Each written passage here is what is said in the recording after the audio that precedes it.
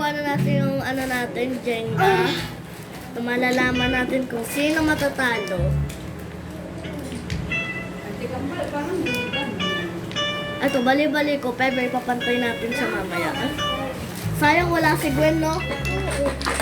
Pupunta ka namin po. Oh, pupunta siya kay Hope. Hope, eh. Kaya nga, pangsunod pa naman no. Talaga. Sabi na, grade 5 daw siya, pero hindi talaga. Grade 5 daw.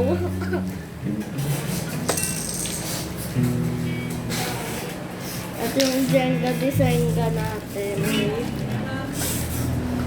Okay, malapit na matapos ang Jenga. Kasi Amanda naman naggagawa ng dominoes. Papakita ko po sa inyo mamaya. Kasi Hindi pa po kasi tapos. Mamaya ko ipapakita ang result sa inyo. Ay, gagi.